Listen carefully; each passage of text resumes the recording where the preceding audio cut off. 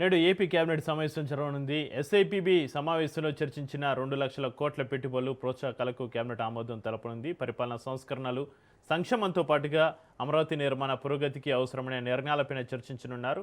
ప్రధాని పొదుపు చర్యలపైన AP cabinet చర్చించనుంది. పొదుపు చర్యలపై సీఎం చంద్రబాబు నాయుడు కీలక ప్రకటన చేసే అవకాశం ఉంది.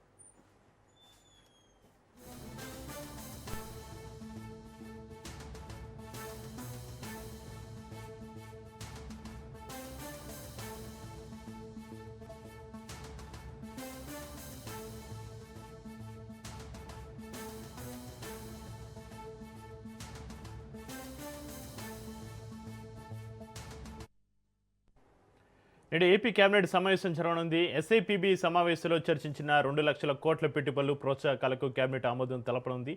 పరిపాలనా సంస్కరణలు, సంక్షేమంతో పాటుగా అమరావతి నిర్మాణ పురోగతికి అవసరమైన నిర్ణయాలపైన చర్చించనున్నారు.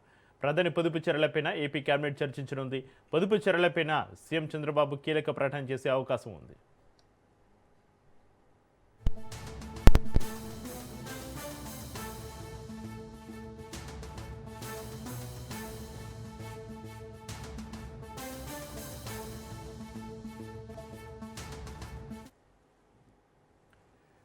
నేడు ఏపీ కేబినెట్ సమావేశం జరగనుంది. ఎస్ఐపిబి సమావేశంలో చర్చించిన 2,00,000 కోట్ల పెట్టుబడులు ప్రోత్సాహకాలకు కేబినెట్ ఆమోదం తెలపనుంది. పరిపాలనా సంస్కరణలు, సంక్షేమంతో పాటు అమరావతి నిర్మాణ పురోగతికి అవసరమైన నిర్ణయాలపైన చర్చించనున్నారు. ప్రధాని పొదుపు చర్యలపైన ఏపీ కేబినెట్ చర్చకు సంబంధించి మరింత సమాచారాన్ని మా ప్రతినిధి సంతోష్ ఫోన్లైన్ అందిస్తారు. సంతోష్. సిక్రీ సీఎం చంద్రబాబు నాయుడు అధ్యక్షతన రాష్ట్ర సచివాలయం మొదటి బ్లాక్ లో అయితే కేబినెట్ భేటీ కానుంది. ఈ యొక్క భేటీలో భాగంగా పలు కీలకమైనటువంటి నిర్ణయాలు అంటే రాష్ట్రంలో అభివృద్ధి, సంక్షేమంతో పాటు ఉద్యోగ ఉపాధి అవకాశాల దిశగా అయితే కనుక ఈ యొక్క కేబినెట్ అయితే కొనసాగుతున్నట్టు తెలుస్తోంది.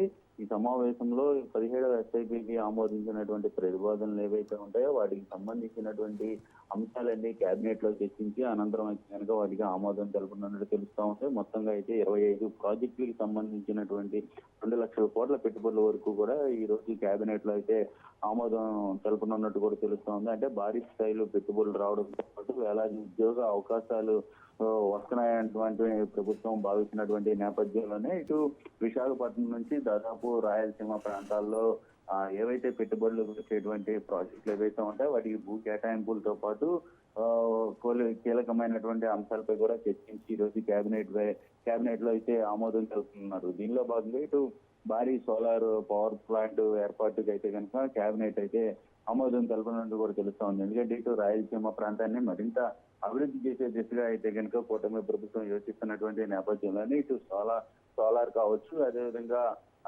ఫ్లైట్ జెట్స్ కావచ్చు, ఇవన్నీ కూడా పరిశ్రమలు వచ్చే దిశగా అయితే కనుక కూటమి ప్రభుత్వం ఈ రోజు కేబినెట్ లో నిర్ణయం తీసుకోనున్నట్టు తెలుస్తా ఉంది.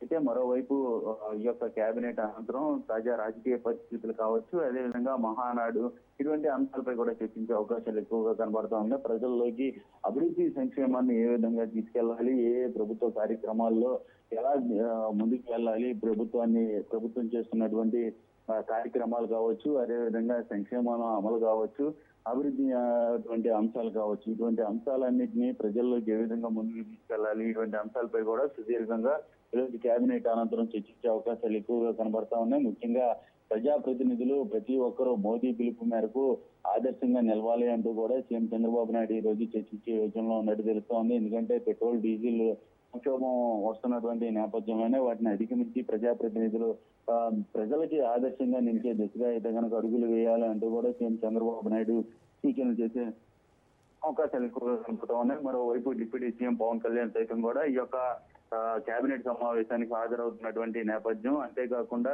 సర్జరీ అనంతరం జరిగినటువంటి కేబినెట్ అయితే హాజరు కాకపోవడం, తర్వాత ఈ రోజు జరుగుతున్నటువంటి కేబినెట్ హాజరవుతున్నటువంటి నేపథ్యంలోనే ఇటు పలు కీలకమైనటువంటి అంశాలపై కూడా ప్రస్తావించే అవకాశాలు ఎక్కువగా కనబడతా ఉన్నాయి. అయితే సంతోష్, ప్రధానమంత్రి పొదుపు సూత్రాల నేపథ్యంలో రాష్ట్రంలో ఎలాంటి తక్షణ ఖర్చుల తగ్గింపు చర్యలు లాంటివి ఏమైనా చేపట్టే అవకాశం ఉందా? ఈరోజు కేబినెట్ సమావేశంలో చర్చించే అవకాశం ఉందా? సంతోష్.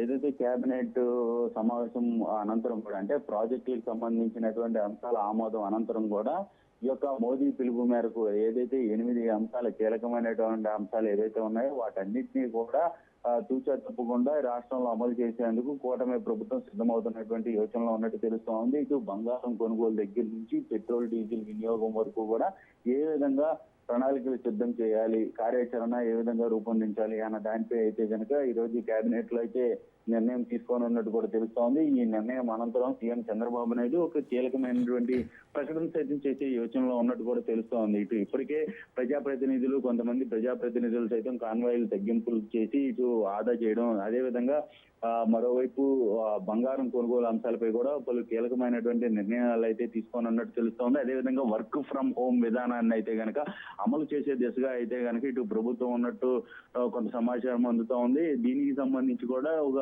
మంత్రులతోటి కీలకమైనటువంటి నిర్ణయం తీసుకునే అవకాశాలు ఎక్కువగా కనబడతా ఉన్నాయి. ఎందుకంటే హైబ్రిడ్ మోడల్ అనేది గతంలో అంటే కరోనా సమయంలో వినియోగించినటువంటి నేపథ్యంలోనే ఇప్పుడు తాజాగా ప్రభుత్వ కార్యాలయాల్లో కూడా ఏ విధంగా అమలు చేయాలి ఈ యొక్క విధానాన్ని అన్న దానికి అయితే కనుక డిస్కషన్ చేసే అవకాశాలు ఎక్కువగా కనబడతా ఉన్నాయి. మరోవైపు విదేశీ పర్యటనలను సైతం కూడా తగ్గించే యోచనలో ఉన్నట్టు కూడా తెలుస్తోంది. ఎందుకంటే వేసవి సమయంలో పర్యాటకానికి ఎక్కువగా ప్రాధాన్యత ఇచ్చేటువంటి ప్రజలందరూ కూడా చాలా వరకు విదేశాలకు వెళ్లకుండా రాష్ట్రంలో ఉండేటువంటి పర్యటనలో ఉండే విధంగా కూడా ఉండాలంటూ సీఎం చంద్రబాబు నాయుడు సూచించే అవకాశాలు ఎక్కువగా కనబడుతున్నట్టు తెలుస్తా ఉంది. చక్రి.